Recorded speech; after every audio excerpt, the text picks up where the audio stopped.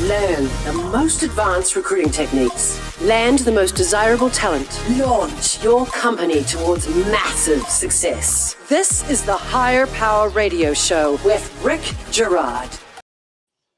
All right, well, two people sit down in an interview. What happens next? Well, what happens is that, we have no idea what happens.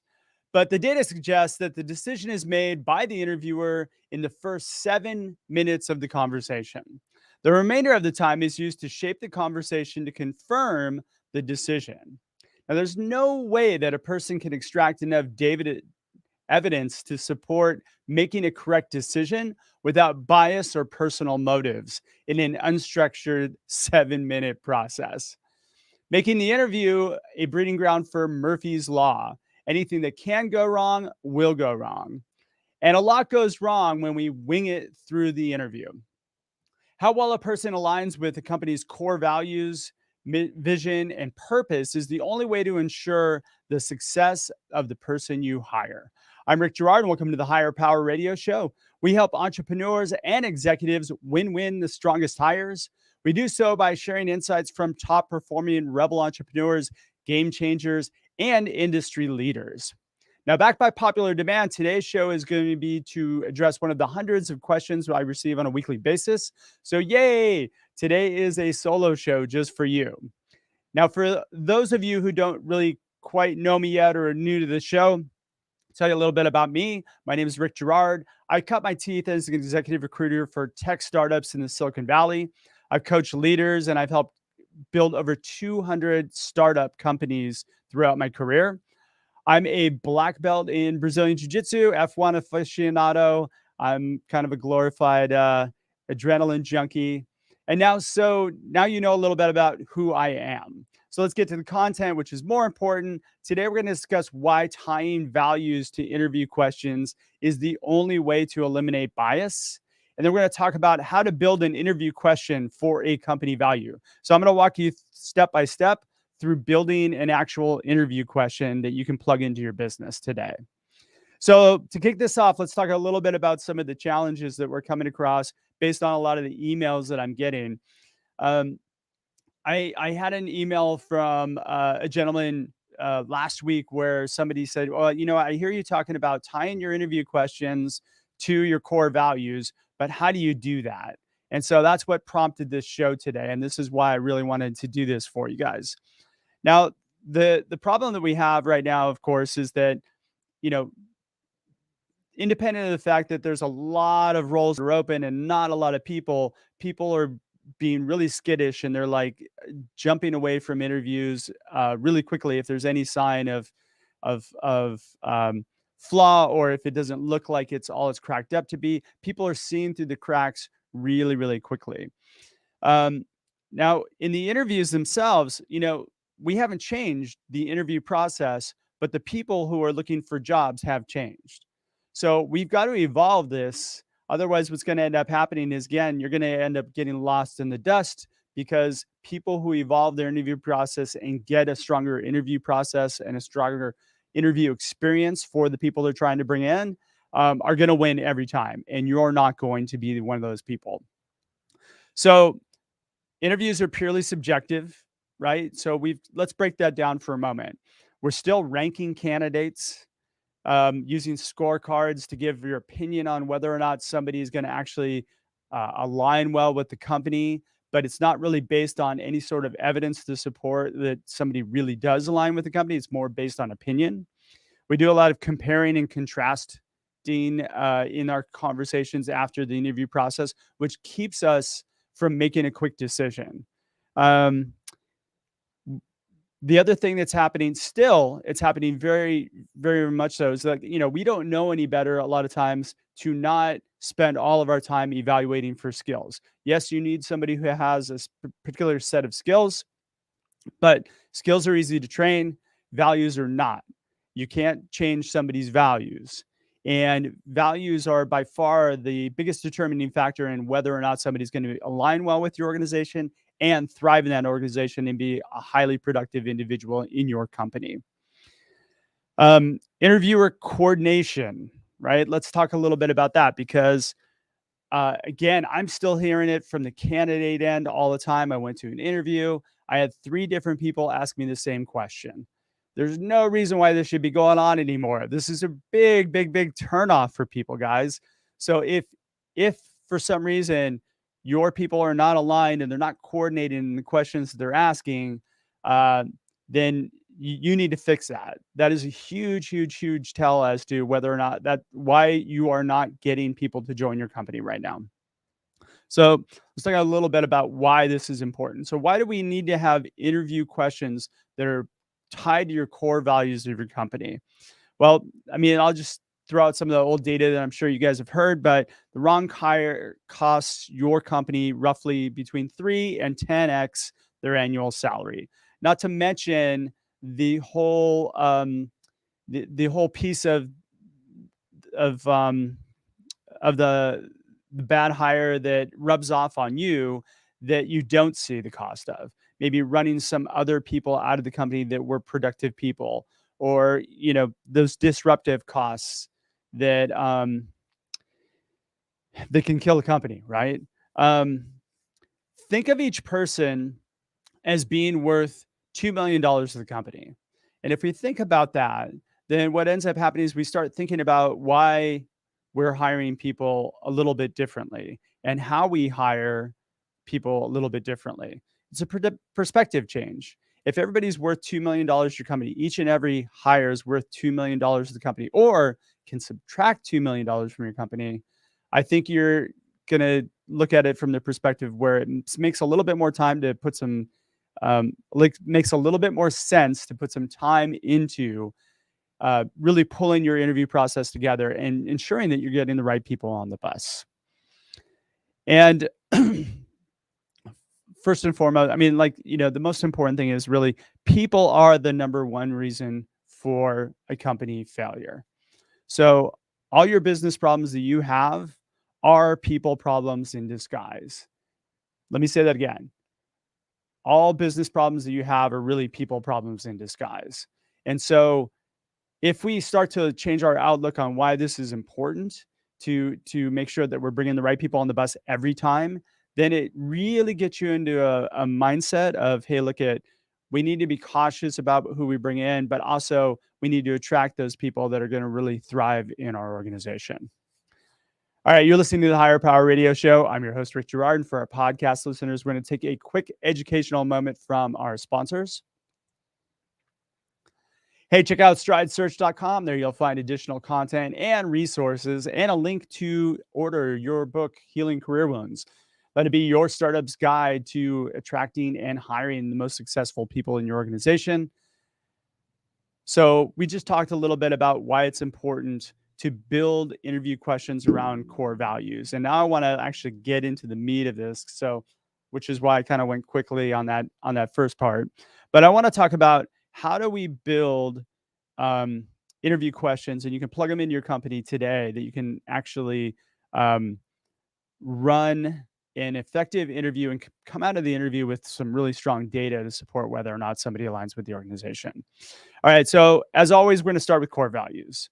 Now, core values, I know a lot of entrepreneurs think core values are bullshit. And to some extent that they are. But the truth is your company has core values, whether you really know it or not. You have a culture, whether or not you recognize it or not.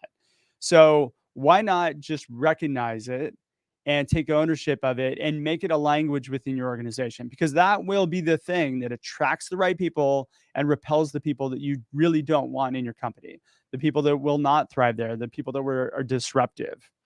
So a little bit, I'm just going to briefly run down core values, and I'm going to give you an example of kind of what we did, because this will help you to build a question around it.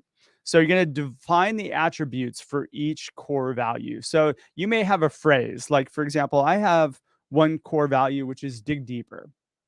And what that means is that we're committed. We understand that in digging deeper, we actually can bring forth our expertise. And it's a certain amount of curiosity that we have to make sure that we want to make things better and understand. So it's investing the time to fully comprehend the root of our clients' challenges or the person's challenges, anybody that we interact with. And then we listen to understand, not to respond. So based on that sample, dig deeper. Um, we actually define the attributes. We actually prioritized the ranking of our values. And then we set a measurable for each value. So the measurables for that value are committed, expertise, and curious. And then we actually break it down a little bit further. So how does somebody show that they're committed? How does somebody show their expertise? And how do you know that somebody's curious? So we agree on these values, and then and these values, the way in which we agree on these values is we really recognize that these are lived daily. If these are not values that are lived daily, you need to make changes to make those daily values lived, or you need to change your value because it's not a real thing. And when you don't have real values, people don't take you seriously. And those are the things that drive people out. So you built your values. Now you're going to build an interview question library. So for each value, you're going to build 2, maybe even 3 questions for that value. Now we've actually, with that dig deeper one, what we've done is we've actually built out a question that pulls out one of those values to ensure that that value is something that that person aligns with. They live and they have examples in their life how they live that life. So you're going to craft behavioral questions, 2 to 3 for each value. Some of those things that are really, really important to your company can be built into what I call knockout questions. Meaning if somebody doesn't align with that value at all, then you simply stop the interview there, thank them for their time, let them know that this value, we're not in alignment. And a lot of people will actually agree with you at that point.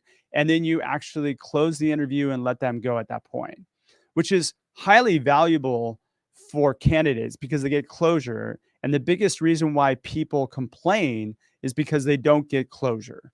They don't ever hear back from the company. And it's just kind of like this dead silence that happens.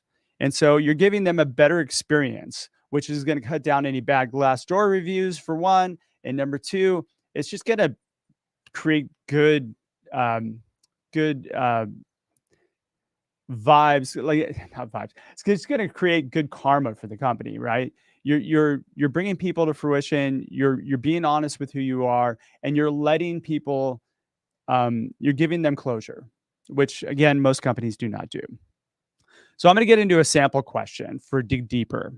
Now, dig deeper means a few things to us. It means being committed, it means showing expertise, and it means being curious, right? This also translates into listening to understand and not to respond. So one of the questions we came up with were, tell me about the most difficult customer interaction you encountered in your current role.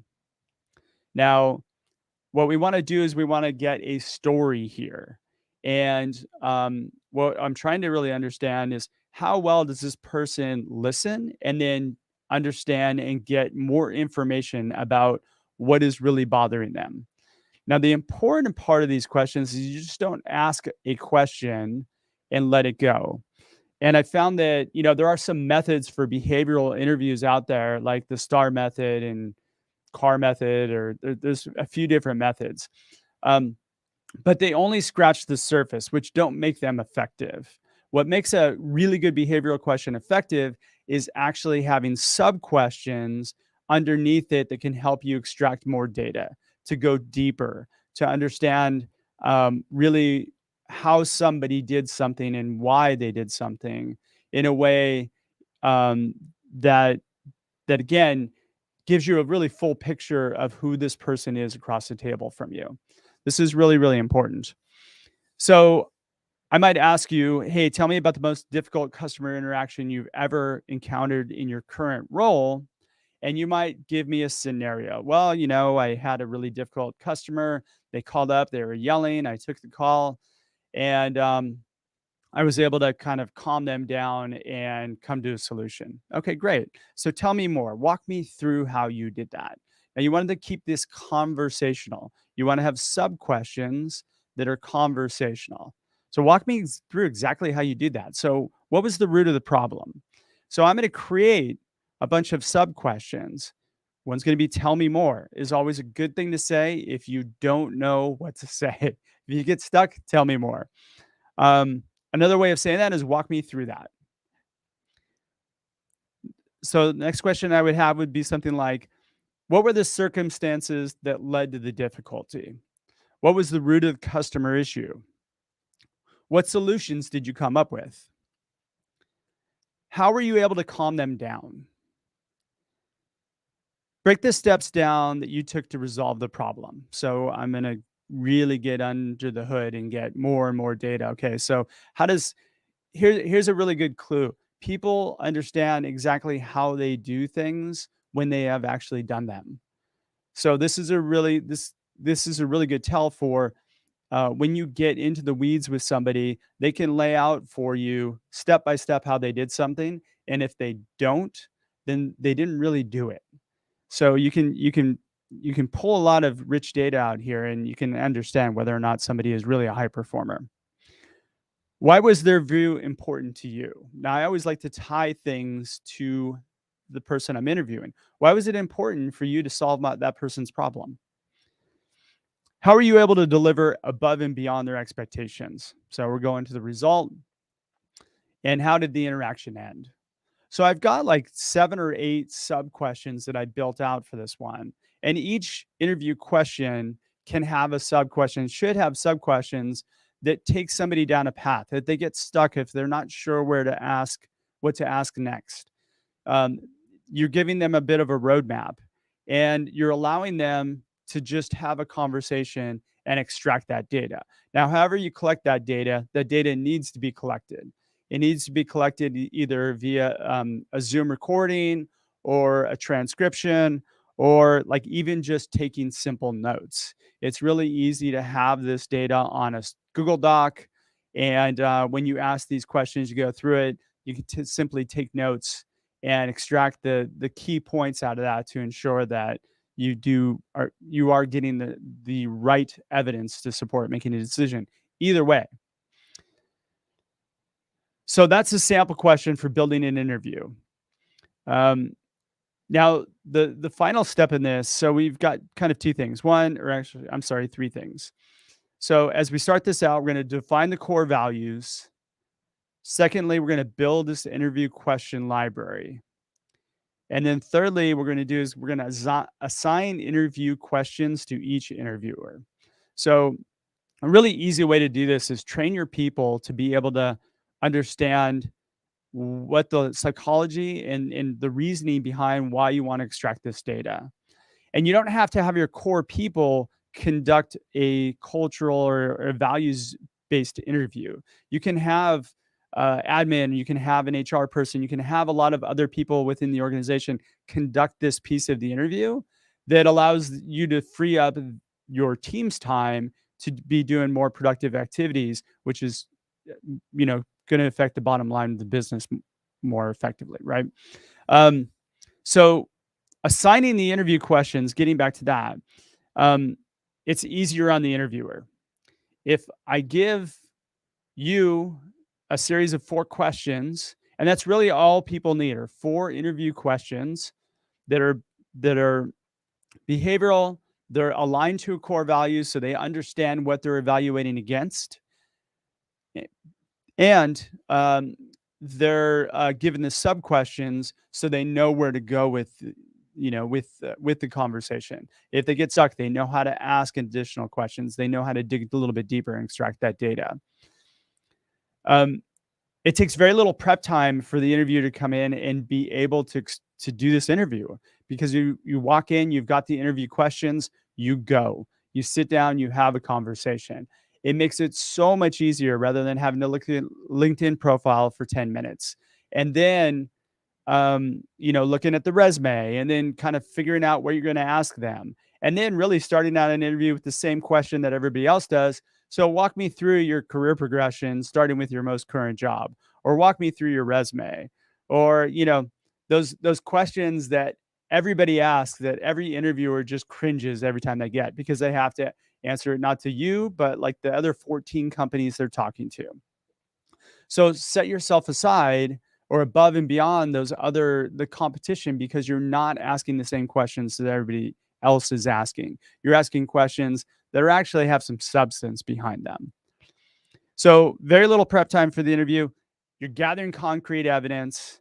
And, look at, if you got assigned interview questions, everybody talks about eliminating bias from the interview process. I hear it all the time, but there's no answer for it. Everybody just says, well, you can't be biased. But the truth is, you can eliminate bias from the interview process when you provide the interview questions, because there's no going off script. Every person that comes through that door is going to get the same questions no matter what. Asking different questions for different people, that creates bias.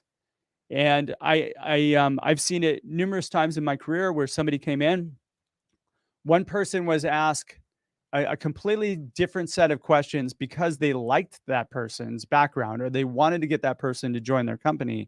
Then the other person who came in, it was actually just as good, if not better, but there was something in their profile or their resume that person had a bias against. And so taking all that out of contention makes it much, much easier for you to get an unbiased interview going.